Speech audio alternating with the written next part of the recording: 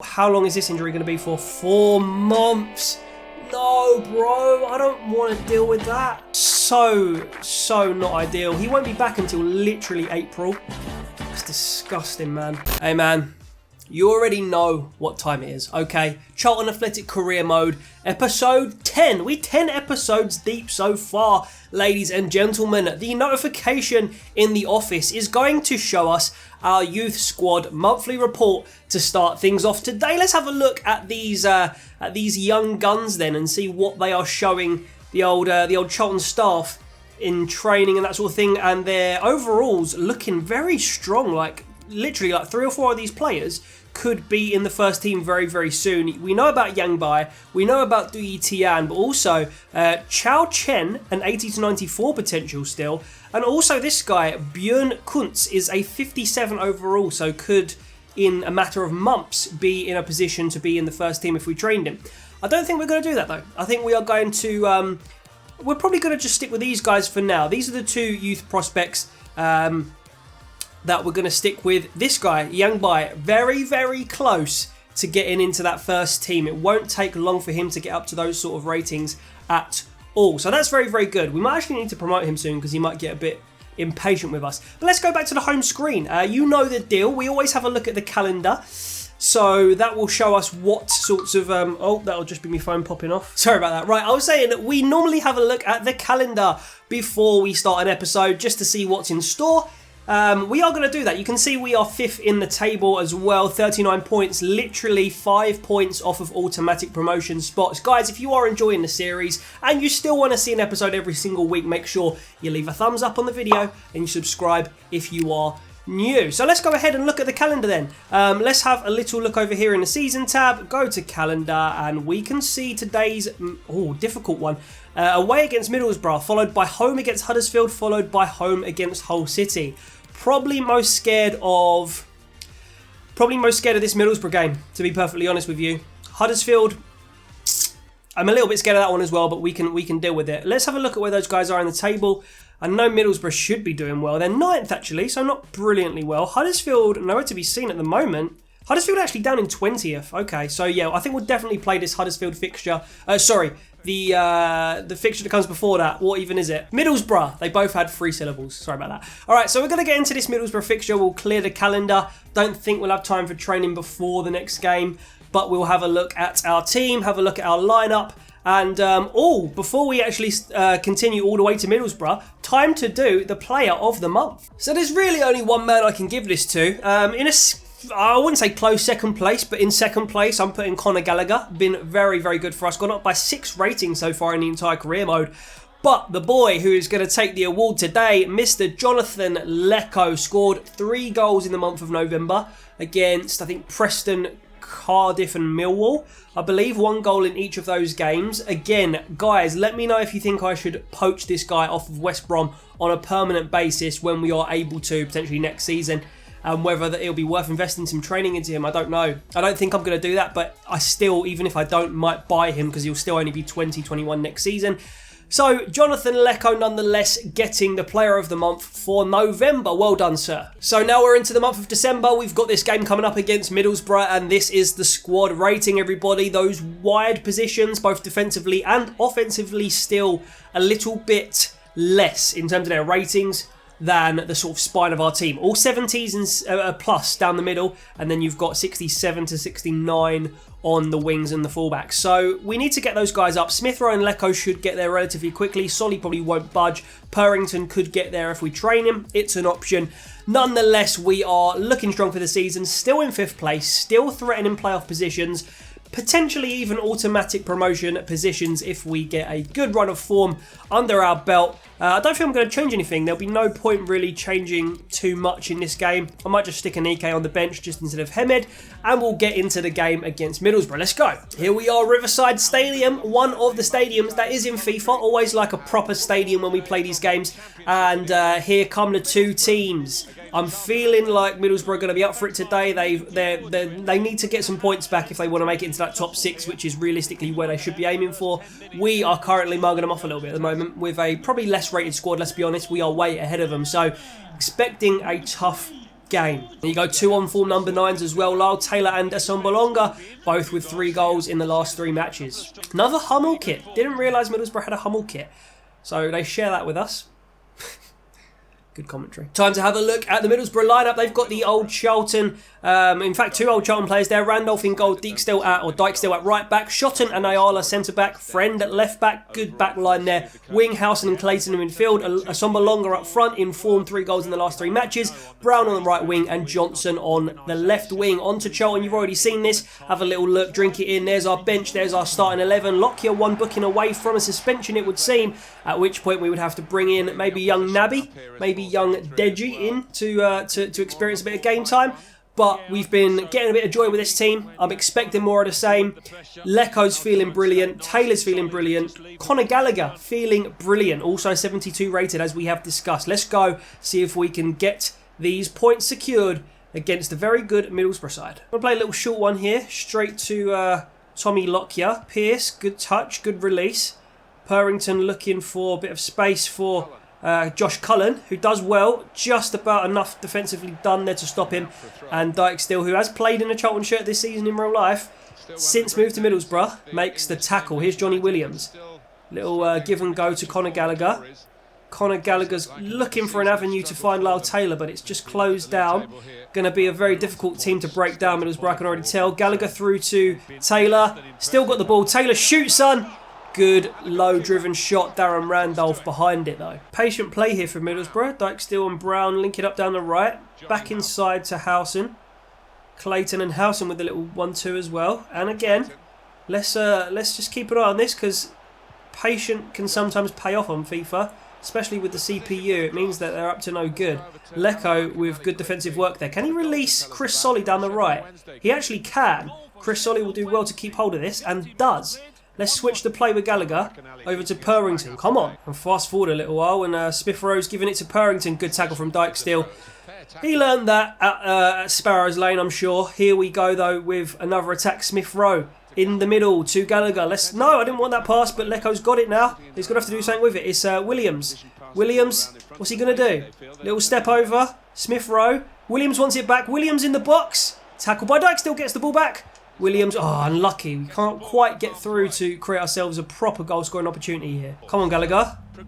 Keep chasing Gallagher. Well done, son. That is defensive Conor Gallagher mode. Or, sorry, Conor Gallagher's defensive mode is the phrase I was going for. Smith Rowe here to Josh Cullen. Play that short. I don't know how Howson's managed to get that and get control of the ball. A bit ridiculous, but we'll live with it. Clayton coming away from Middlesbrough. Come on. Ball's going to come in. Away it goes. Well done. Let's collect this. You know what? Smith Rowe could be away here. Oh, it's actually not Smith Rowe. It's Gallagher. They both got similar coloured hair. Gallagher's not got brilliant pace, but he seems to have the legs here on whoever this is. Might be Glenn Friend. George Friend. Who, wow. It's actually Wing who gets way the better of him. Did not expect that. That is exactly why we need to work on Gallagher's pace, by the way. We have won the ball back, though. Johnny Williams this time. Smith Rowe can't give it back to him, though. Look at all these defenders. Wait, let's lay this back. Let's have a shot with Josh Cullen. Good defence. Here we go. Ben Purrington. Inside to Cullen. Give and go from Cullen. Williams. Taylor. Does his man. Rolls him. Tries the shot. Good bit of defending in the end by Ayala, but it came down to milliseconds there. We have a throw. Nobody available for me, though. Williams. No! That's not at all what I wanted to do. All of my passing is just off today. FIFA just does this to you sometimes. None of your passes make any sense. It's another one that's just loose. I mean, that was a defensive header, so a little bit more forgiving. But still, every single time I have the opportunity to pass the ball, it just gives it straight to a Middlesbrough player. That was good defending from Conor Gallagher there. But watch this as I try and release. No, okay. Solly down the... Okay. I might stand corrected here. Who is catching Leko up? Leko's pace is like 87, mate. Have a day off. Okay, look, there we go again. Brown collecting a wayward pass, which is just so annoying. And there's half-time. The score here, 0-0. One of those annoying, weird, boring games, really, like if I'm being honest. I've probably spoken a lot over that first half, but not a lot really happened. Couple of half chances, but can't get a clear sight of goal. Middlesbrough not really posing that much of a threat, if I'm honest, but the game is just not allowing me to play my game. Like, the passing is so... It's just not right. It's just not there today. And if we can get some accurate passing down, we'll definitely have a goal scoring opportunity. But as it stands, we are not having much joy. Okay, we've got a little throw here. Opportunity to just collect the possession. Now, let's whack this into Conor Gallagher's feet. Let's spread it again. Nice pass this time. Let's give it to Johnny Lecco, who's going to go. Again, look how loose that pass was for absolutely no reason. Lecco was in tons of space. How does the keeper get it from there? Honestly.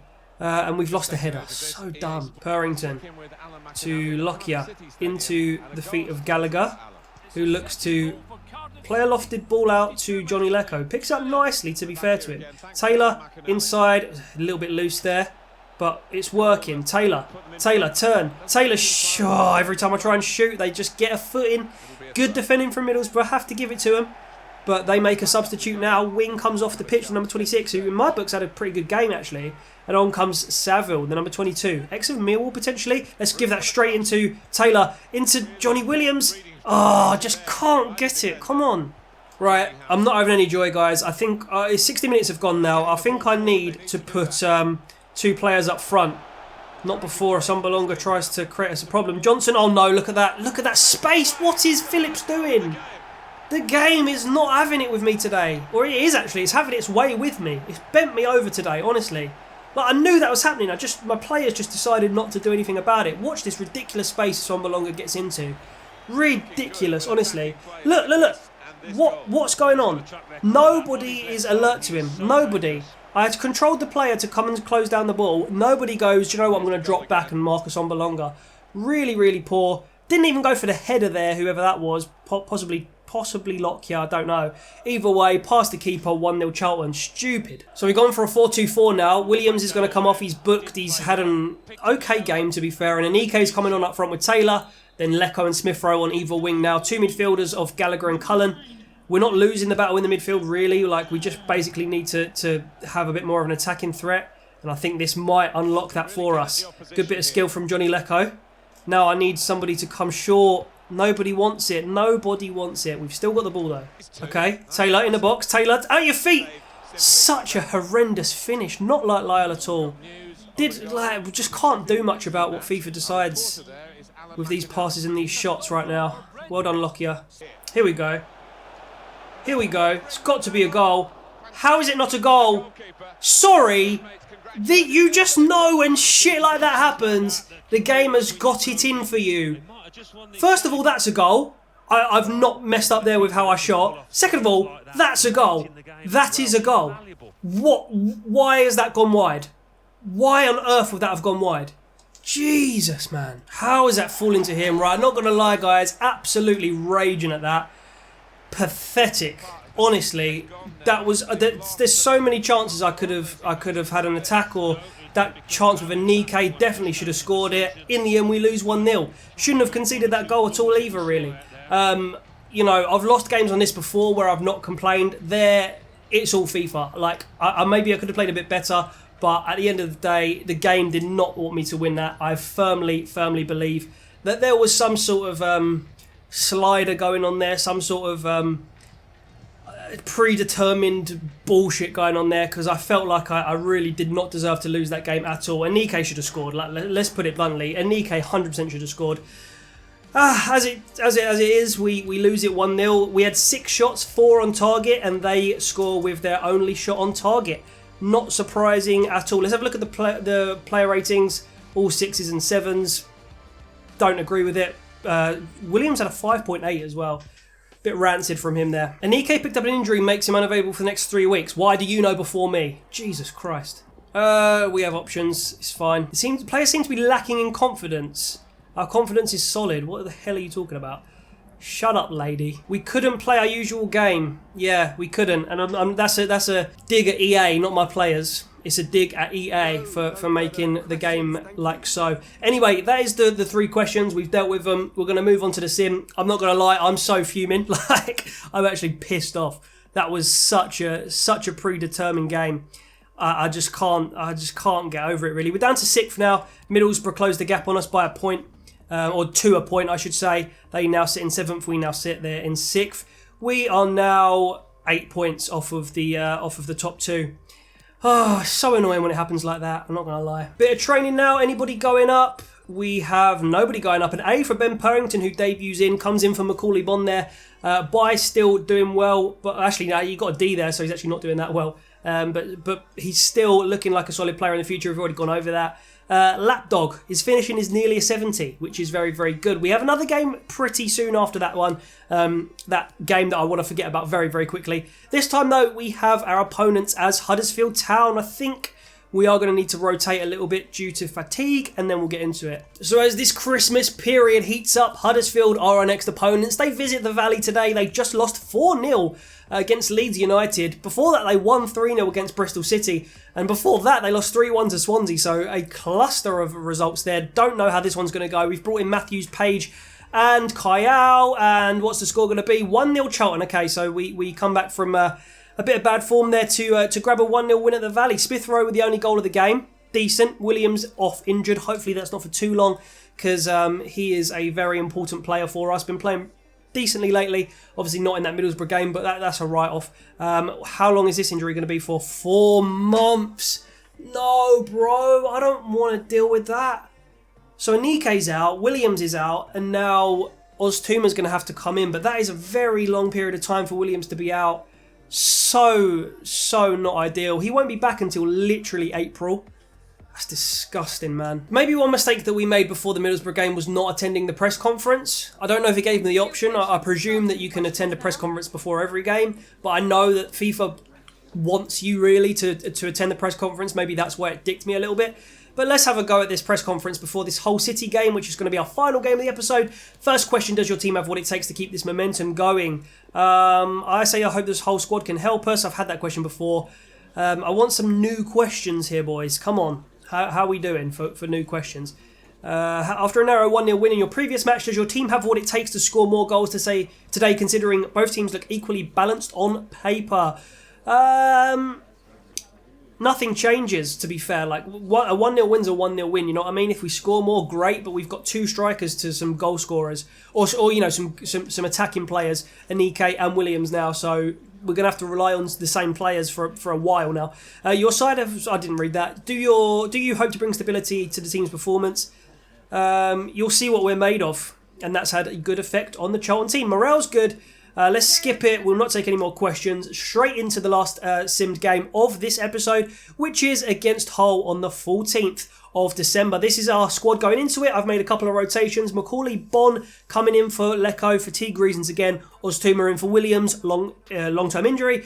Kayal swapped again for Cullen. Still can't work out who my strongest of those two is in that midfield there. And of course, Purrington and Solly coming back in as my sort of first choice fullbacks for the moment. Let's sim this match then. It's Hull City, the opponents. Can we grab the win? Haven't checked where Hull are, but they've lost their last 2 games. Can we get a good result here? 2-1. Okay, Macaulay Bon on the score sheet as well as Conor Gallagher. So positives there. Two games we won this episode. Doesn't feel like that because I'm still annoyed at that stupid Middlesbrough game. The most stupid game I've played on FIFA 19 career mode so far.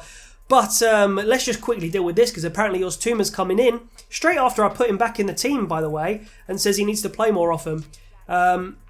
You still have your place in the squad. Well, we're counting on you in decisive moments is a better way to put it, because realistically, when Williams comes back, he's going to be playing most of the time. Oztuma's still a good player for where we are in the career mode at the moment. So yeah, you shouldn't be concerned about missing a few matches is the correct thing to say. He responded well to that.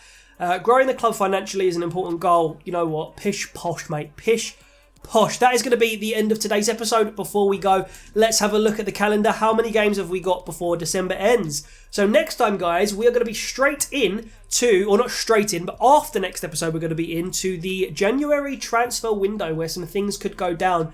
Difficult games next time. QPR in a London derby, followed by Bristol City at home, and followed by Derby County away. So we're starting to play teams again after the 21st of December. We've already played Bristol City away. We've already played Derby at home. So we're getting into the meat of the season now. We really are. Then January comes along. 4 tough games there. I can see that is a very difficult month.